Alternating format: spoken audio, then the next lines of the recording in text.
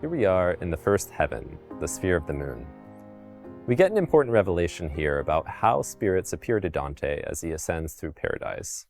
The spirits that Dante has just encountered in Canto 3 actually share a place in the utmost territory, the Empyrean, where they reside with God, housed alike with the souls of Mary, Jesus, and a host of saints and other virtuous people.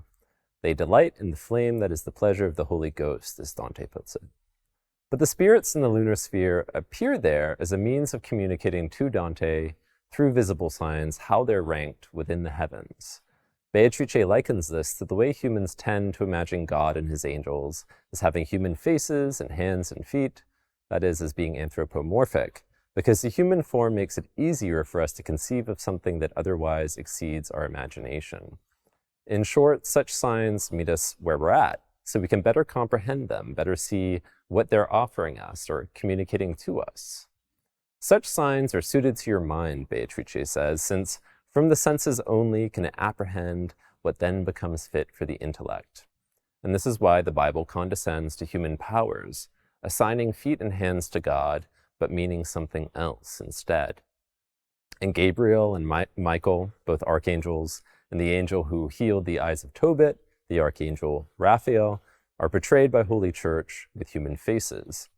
When I'm reading this, I'm reminded of the images of God we tend to draw as children. God's often portrayed as an older male figure, bearded, sitting up in the clouds. I'm reminded how revolutionary it was to later read a text like Cloud of Unknowing and to be encouraged beyond a God dressed up in human features.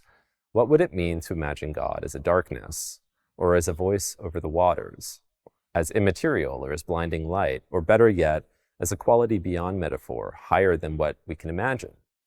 What might it mean then to share an image and likeness with God?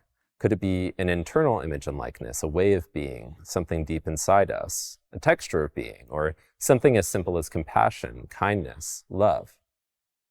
A key question troubled over in this canto is the positioning of two figures in particular, Picarda and Constance, and these apparent lowest rungs of paradise.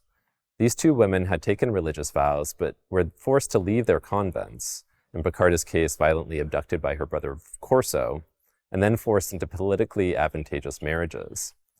The Dante pilgrim wonders why the violence of others would cause these women to occupy a lower place in paradise, why their own merit would be tarnished. The explanation offered through Beatrice strikes a dissonant note.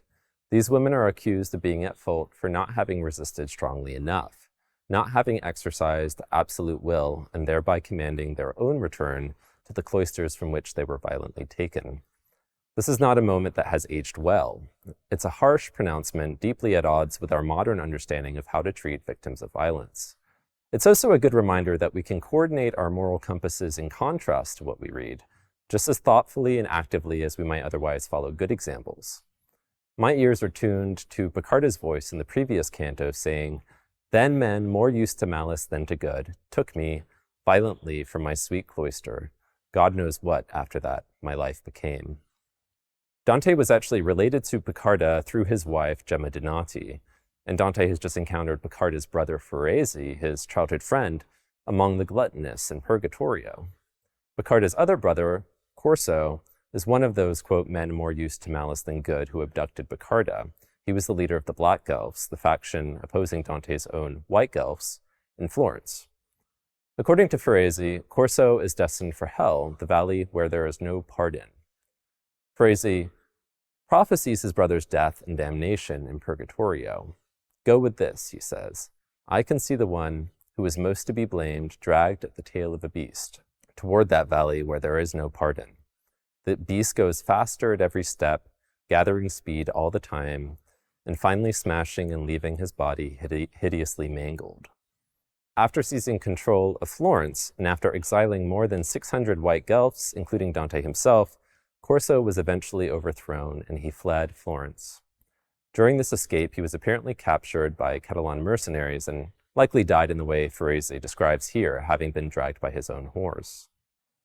Here are three siblings then, each closely connected to Dante, strung evenly between the three afterlives, with Picarda at the summit, Ferresi in purgatory, and Corso destined for hell.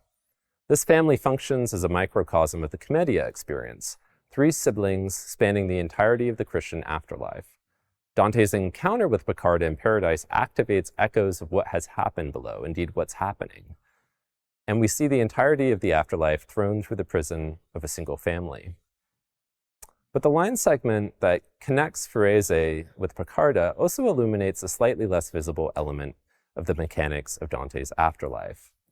W.S. Merwin is right to point out the Purgatorio is the most human-feeling canticle of the three, not only because it takes place on the same earth that we inhabit, but also because of the delicate balance between suffering and hope. Hope as it is experienced nowhere else in the poem, says Merwin, for there's none in hell, and paradise is fulfillment itself. That's true, but it's in this early part of Paradiso that we see that all is not entirely alike in Dante's heaven. It's not so much an issue of hope anymore. Piccarda's position is fixed, her bliss attained, but here for the first time, variations of bliss are mapped out. The notion that some souls sense the eternal spirit more and some less. They experience this dolce vita, this sweet or gentle life, or afterlife, differentemente, differently.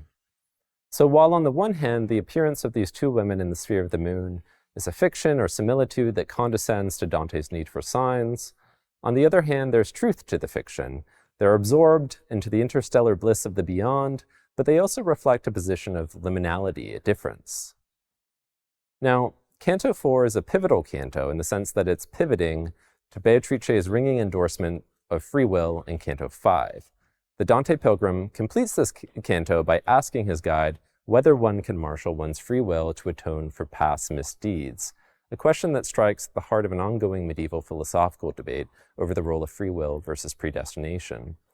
The question literally sets Beatrice ablaze with excitement. Her ability to spontaneously glow at blinding levels is a theme in this canticle, divine inspiration and physical dazzlement being one. Beatrice looked at me with eyes so full of sparks of love, eyes so divine that my own force of sight was overcome. I almost lost my senses. We break off with that blinding, and as we turn the page, we find it to be a momentary pause as Beatrice charges ahead with her spirited response.